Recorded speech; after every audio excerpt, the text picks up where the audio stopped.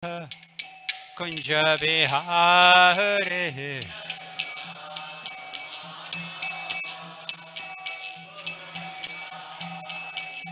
He Gopi Jana Vallabha Girivaradhare.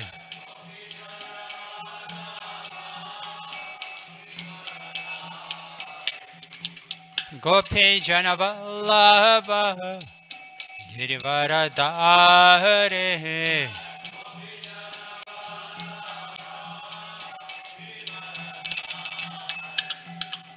Yashodanandana Brajajanaranjana.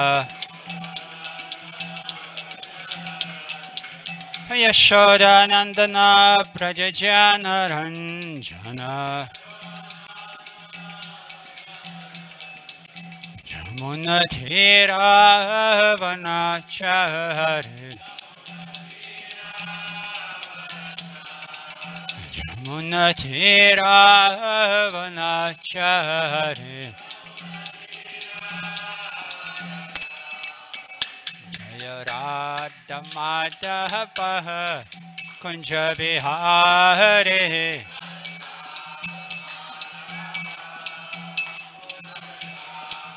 Hey Jaya Radha Madhava Kunja Bihare.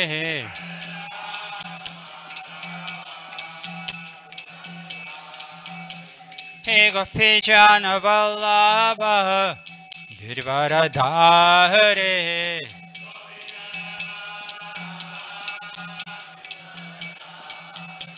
Hey Gopi Jana Vallabha Girivaradhare.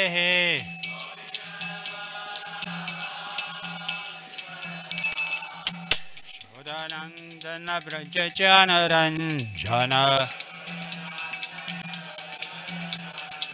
Yashodanandana Brajajanaranjana. Jamunatira Vanachari. Jamunatira Vanachari.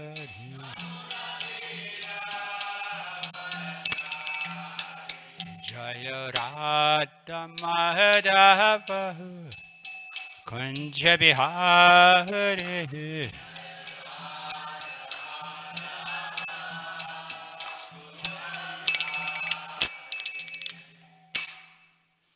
Grantaraj Srimad Bhagavatam Ki. Isi Bhaktivedanta Swami Srila Prabhupada Ki. Harinama Sankirtan Yaga Ki. Samaveda Bhaktavrinda Ki. Shri Rukmini Dvarkadisha Ki. Shri Jagannath Baladeva Subhadra Ki. Shri Gaura Nitai Ki. Gaura Premanande.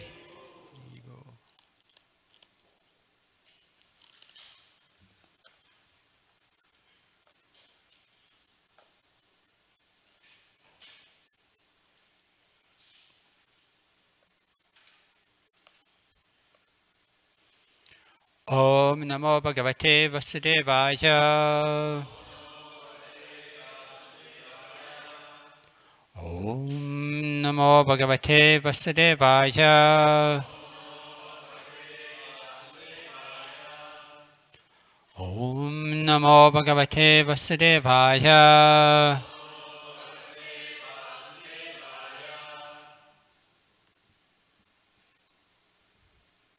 Today, 5th of May 2018, Saturday. New Dwaradham. We are reading from Srimad Bhagavatam, Canto 1, Chapter 7, the son of Drona punished, Shloka number 42. Tatadritam Pashuvat Pashabadham. Tataritam Pashuvat Pashabadham. Avanmukham karma jugupsitena. Avanmukham karma jugupsitena. Nirikshya krishnapakritam grostam. Nirikshya Krishna Pakritam Guru Sutam Vamasvad Bhava Kripayana Namacha Vamasvabhava Kripayana Namacha Tathahritam Pashvat Pashabadham Avanmukham Karma Jugupsitena Niriksha Krishna Pakritam Guru Sutam Vamasvabhava Kripaya Nanamacha. Please.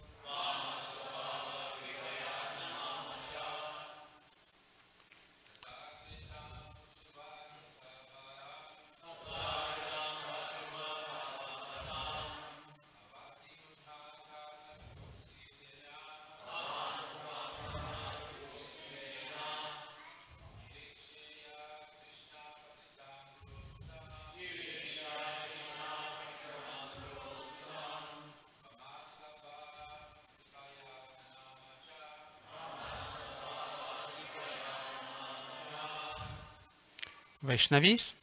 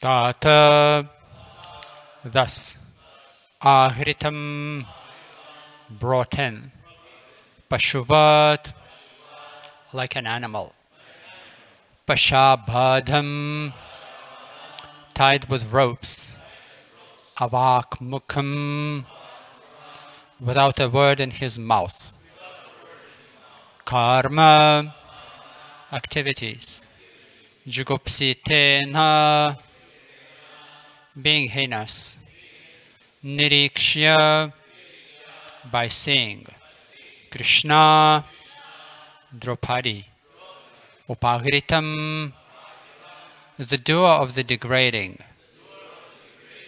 Guru, the teacher, Sutam, son, Vama, beautiful, Svabhava, nature, Kripaya, out of compassion, Nanama, offered obeisances, Cha, and translation and purport of His Divine Grace, A.C. Bhaktivedanta Swami Srila Prabhupada Ki.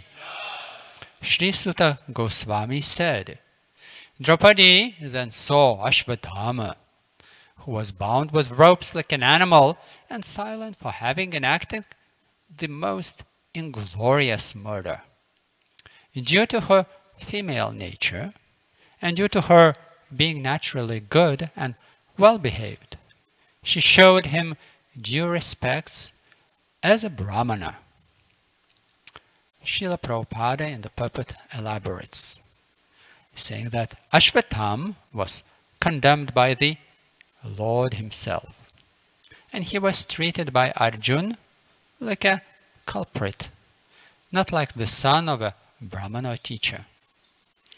But when he was brought before Srimati Draupadi, she although be grieved for the murder of her sons, and although the murderer was present before her, could not withdraw the due respect generally offered to Brahmana or to the son of a Brahmana. This is due to her mild nature as a woman. Women as a class are no better than boys, and therefore they have no discriminatory power like the men. Ashvatthama proved himself to be unworthy son of Dronacharya and of a Brahmana, and for this reason he was condemned by the greatest authority, Lord Shri Krishna. And yet a mild woman could not withdraw her natural courtesy for a Brahmana. Even to date, in a Hindu family, a woman shows proper respect to the Brahmana caste, however fallen or heinous a Brahman Bandhu may be. But the men have begun to protest against Brahma Bandhus who are born in families of good Brahmanas, but by action are less than Shudras. The specific words used in this shloka are Vamasvadbhava, mild and gentle by nature. A good man or woman accepts anything very easily, but a man of average intelligence does not do so. But anyway, we should not give up our reason and discriminatory power just to be gentle. One must have good discriminatory power to judge a thing on its merit. We should not follow the mild nature of a woman and therefore thereby accept that which is not genuine. Ashvatthama may be respected by a good-natured woman, but that does not mean that he is as good as a genuine Brahmana.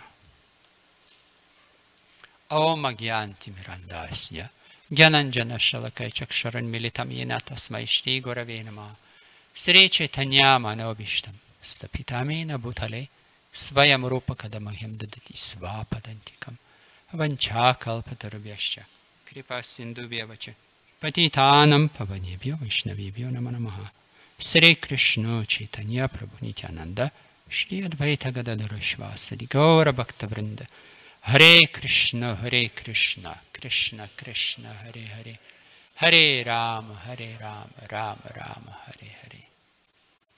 Tathahritam Pashvat Pashabuddham Avanmukham Karma Jugupsitena Niriksha Krishna Pakritam Guru Sutam Vama Svabhava Kripayananama Cha. Shri Sutta Goswami said that Draupadi, then when she saw Ashvatham, who was bound with ropes like an animal and silent for having enacted the most inglorious murder, due to her female nature and due to her being naturally good and well-behaved, she showed him due respect as a Brahmana.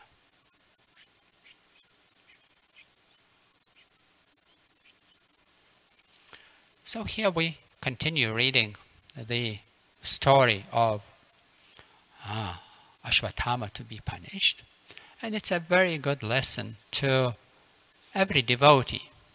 How to use the discriminatory power or one's intelligence. Yes, we are granted by Srila Prabhupada with our daily practice, devotional practice, which includes studying Srila Prabhupada's books.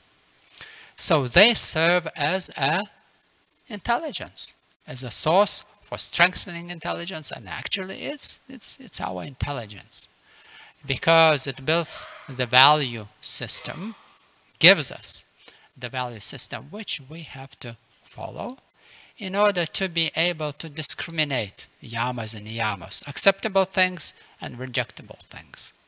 That what is favorable for our devotional service and that which is not. And here we can't be lenient or tolerant. If something is unfavorable to my devotional service, I have to have enough intelligence power to reject it. Otherwise, I will suffer myself. I will suffer myself by, not being able to avoid the offenses of the chanting of the holy name. I will lose the taste for the chanting of the holy name. Or maybe I will never gain the taste for the chanting of the holy name. And we see that sometimes devotees, they complain that after many years of chanting, still they struggle. So this is the example how we have to be very, very strict with ourselves. Yes, especially with our mind and senses, when we see that here. Draupadi, a wonderful, wonderful lady devotee of Lord Shri Krishna. By her womanly nature, she felt natural compassion. Yeah? She didn't want to let any inimical feelings into her heart. Also, although she was very much aggrieved, but still she didn't agree to hate Ashvathama. Yes, she didn't agree to treat him as an enemy. Yes, and this shows a great character of a Draupadi. And of course, would be relevant to mention one shloka from Bhagavad Gita, where Lord Krishna speaks about womanly qualities. And he says, Kirti Shrir Vakchanarinam Smritir Medhadriti Kshama. Yes, and Lord Krishna says in the 10th chapter of Bhagavad Gita that among women I am. And he names same qualities: fame, fortune, fine speech, memory, intelligence, steadfastness, and patience. And Srila Prabhupada gives a very, very nice, very encouraging, very inspiring explanation of those qualities, saying that the 7 opulences listed, fame, fortune, fine speech, memory, intelligence, steadfastness, and patience, are considered feminine. If a person possesses all of them, or some of them, he becomes glorious. If a man is famous as a righteous man, that makes him glorious. Yes, Sanskrit is a perfect language and is therefore very glorious. If after studying one can remember a subject matter, he is gifted with a good memory, or smriti, and the ability not only to read many books on different subject matters, but also to understand them, and more than that, apply them when necessary, is called intelligence medha, and it's another opulence.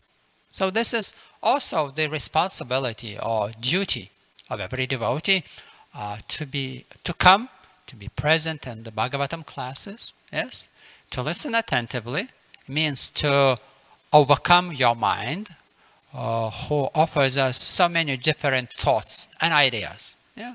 During the Bhagavatam, the mind is very difficult to rest, to remain peaceful. But all our morning programs, starting from Mangalarati, when we get up, despite our mind's objections, we come and we surrender and we glorify the Lord in spite of our mind's objections. And we chant nice, attentive japa rounds that serves wonderfully to pacify the mind and to engage him into the devotional service, devotional activities, by giving him a higher taste. Yes, higher taste. Not serving your false ego, trying to glorify oneself. And Arjuna in Bhagavad Gita speaks that the pious, how you can recognize a pious religious person. He's happy to glorify the Lord. Yes, that means that he already fought over his false ego. That's the biggest Kurukshetra battle inside your heart. To fight over your false ego, which claims to, I'm the greatest, I'm the best, I'm the most qualified, I know the best.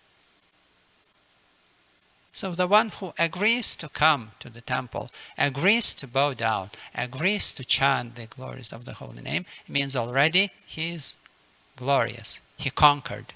He conquered over his material nature, nature of to be glorified, to be petted.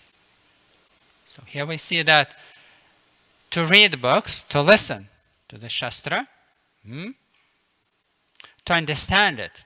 So it means intelligence is like our stomach for the knowledge. It digests the knowledge. So understanding means digesting. And in order to digest, your intelligence should be healthy, like your stomach. If it's overfilled, it's not able to digest. If it's hungry, it can digest, like Mataji Pishima told to the devotees about Srila Prabhupada, saying that, you know, if he wants, he can digest nails. So same thing, if we are favorably inclined towards devotional service, we can understand anything and everything, but we have to perform this austerity, to direct our mind, our attention towards the subject, understand its value and necessity, and try to understand. Srila Prabhupada in his lectures very often mentions, try to understand, try to understand. Do you understand? Can you understand? So, try to understand the subject and apply. Yes? Apply means knowledge. Apply means memory. Yeah, that's why it's mentioned. Good memory, smriti. Intelligence has no meaning if you don't remember. If you sit in the class and, well, it was a nice class.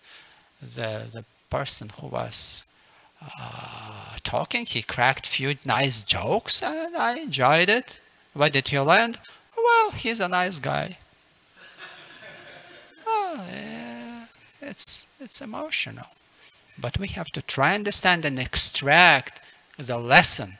What can I learn from that? Yes? Why? Because then I will be challenged by different situations in my life. Like here we see the situation of, you know, your children being killed in case of of Draupadi. It's a terrible challenge, to lose those who are most dear, and for the lady, part of your body, part of your life, to lose it, and still maintain strong character. Still not to let your consciousness be dragged down to, claim Ashwatthama, rascal, enemy, and kill him at the spot. No, she didn't do that. So although in the purport it is said that this weakness of the woman to show respect to anyone, even to the fallen Brahmana, Brahmabandhu. But on the other hand, we see how strong the Draupadi was, maintaining the topmost level of Krishna consciousness, still understanding that this Ashwatthama, he performed terrible act, but still he is a spirit soul. It doesn't mean that, he is not a spirit soul anymore. He is. And spirit soul is still Sat Chitananda, but he is deeply conditioned. So a person deeply conditioned needs to be taught a lesson which is called punishment.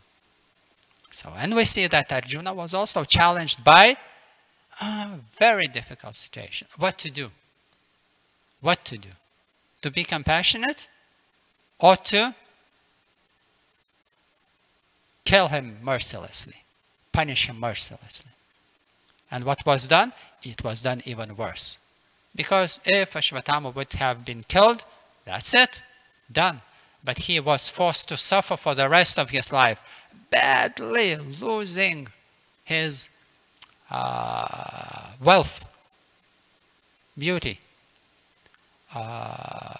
authority.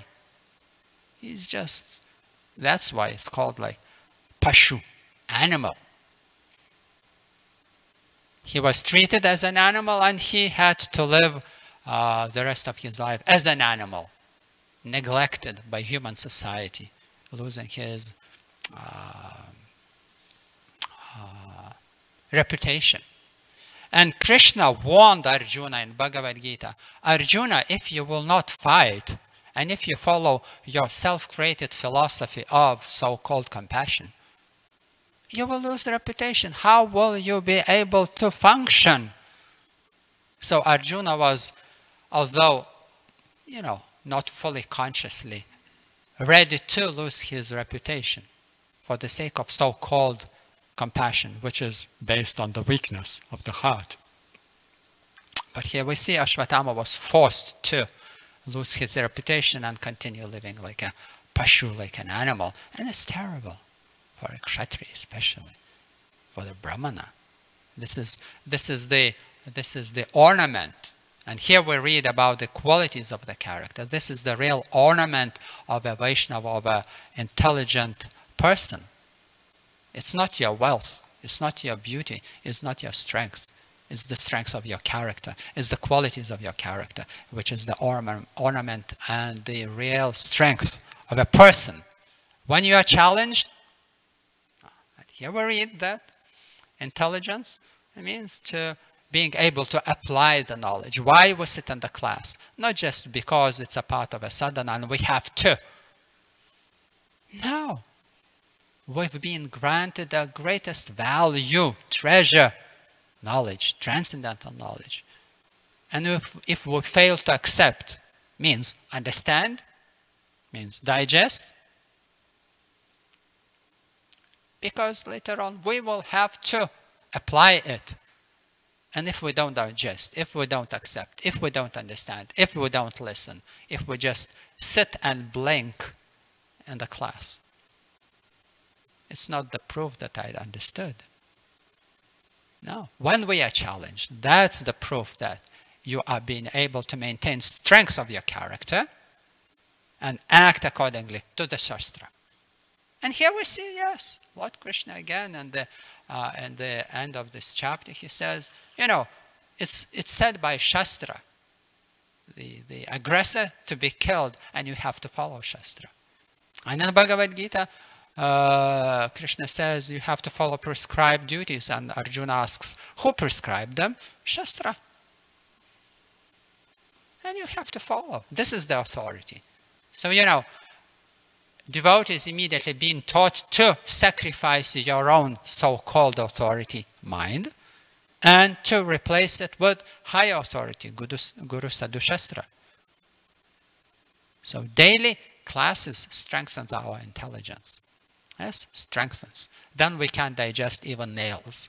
The heaviest, the most difficult philosophy, nails. Yeah, we can digest, but we have to practice.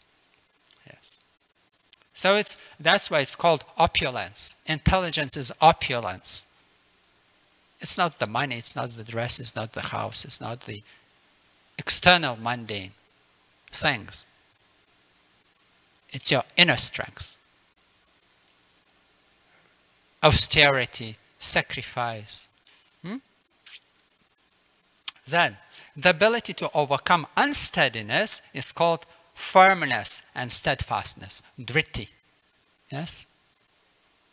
Overcome. Like in Bhagavad Gita, matras parshastu kaunteya sitoshna sukha dukkha agamapena. That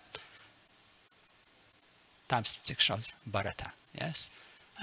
Even Prabhupada says, even at summertime, the lady have to cook. It's hot outside, but you know, you have to work on the stove to cook. Wintertime, it's cold, but still you have to take shower. So, you know, this is what is called overcome bodily inconveniences for the sake of inner steadiness. Because then the mind by nature is chanchala. So you don't let him to take you away from the path of devotional service. And when one is fully qualified, yet is humble and gentle, and when one is able to keep his balance both in sorrow and the ecstasy of joy, he has the opulence called kshama, patience. Yes? So all those qualities are interrelated very nicely. Very nicely. And when they are strung on the string of Krishna consciousness, that person is the most glorious throughout the 3 worlds.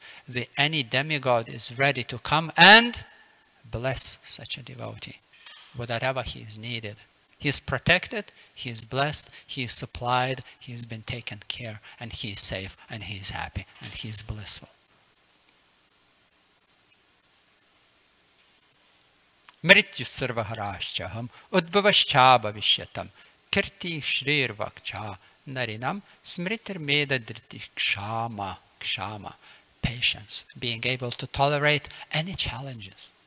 And only with the strong and nicely developed intelligence, you can easily overcome. Same thing, the person whose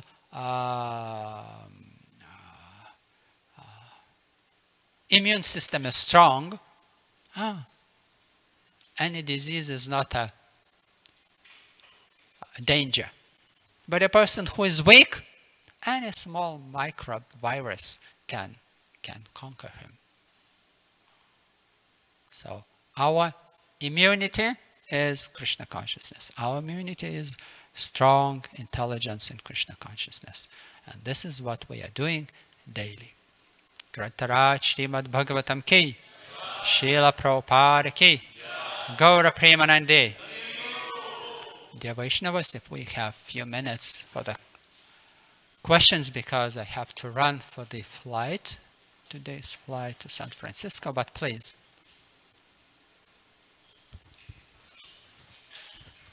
Thank you, Maharaj. Nice class. You use the analogy of eating. You know how the person has to eat and they have to digest in order to get the benefit of what they're eating. If they don't have any food, well, then they're not going to get any benefit. And if they eat too much, then it's going to put too much work on that digestion. That's also going to be a problem. Just expanding upon that analogy, they say that digestion begins in the mouth. With chewing, okay? Yes, if you chew. Chewing, right. So I'd like to compare that to discussing. And I'm just wondering, how important is it to discuss the philosophy? You know, just like it's very important to chew the food in order to, digestion begins in the mouth. How important is it to discuss the philosophy? Because we do a lot of hearing, and sometimes I think maybe it's too much hearing, and it's kind of like people just hear and hear, and it becomes like watching television or something like that. You know, if you and you ask, like you said, you ask the person, well, what did you learn? They don't. It has to be, you know, how important is it for it to be a bit more interactive and for it to be a discussion of the philosophy among devotees? That's my Wonderful. question. Thank you so much. I believe this is the question of maintaining a balance. That Krishna consciousness is such a wonderful process that it gives us variety of activities. Yes? And if we prefer one over the other, say just discussion and no chanting japa, yes, or just discussing the philosophy and no kirtan, or like that, then it's disbalanced activity. But like you know, in the Bhagavatam there is a natural some time for the questions answers, yes, so it's discussion. Of course it can be done privately, yeah, like satsang, yeah, namahata, or some more small gathering of the devotees. But I wouldn't think it's good when there is a time for japa, some devotees start some discussion in the temple room, especially loud discussion. Yeah? When everyone is chanting and somebody is discussing philosophy or whatever, I don't know. It's most probably I would say it's not a proper time. So same thing like eating. There is some proper time for eating. It's not night time. It's you know, there is like common sense natural times for the breakfast, for the lunch. So same thing, our sadhana is organized the way that when there is a time for japa, then it's japa. When there is the time for Bhagavatam, we come for the Bhagavatam. And this is a part of a process which is called surrender. Don't speculate creating your own sadhana. Yes? Of course, devotees who are busy with the altar, with different services, they may have to chant their japa in different time. But in general, when there is time for prasad, it's prasad. When the time is for Shastra, for Bhagavatam, is Bhagavatam. When the time is for questions, it's questions. Yes. So yes, very good point with the chewing. Yes. If you just swallow apple, so you know our stomach doesn't have teeth. It can't chew. So again, you will suffer. So same thing, this is called fanaticism. If you accept something without, you know, trying to understand, just as a dogma. So discussion is, yes, essential. It's part of a Krishna Katha, yes. But in the process of, in the Bhagavatam, we have like questions answer session. But in some smaller program, we can, you know, we can discuss it. But not to be careful about not to go into the field of, you know, gyan. Just speculatingly talk, not leading to some understanding. So, Vas Prabhuji?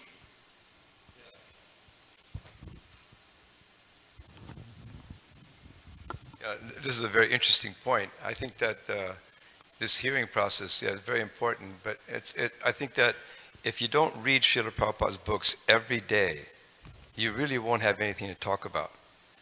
In other words, if you read the Bhagavatam, besides going to Bhagavatam class, you read for 1 hour minimum. Then when you meet a devotee, you'll be happy to say something about Krishna, because if you read Prabhupada's books, you'll read so many wonderful, mystical, amazing things that you want to tell someone about these things that you read.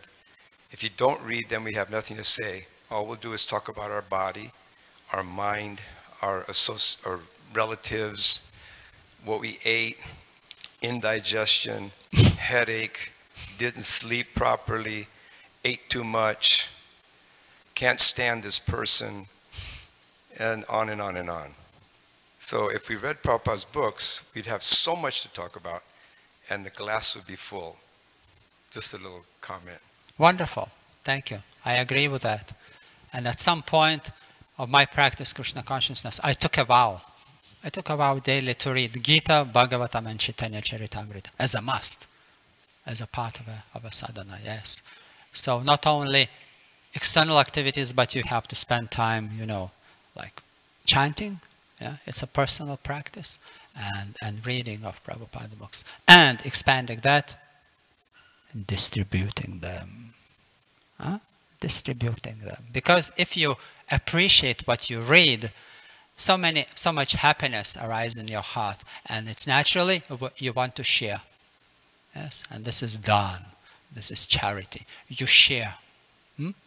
Then you can preach. Then you share.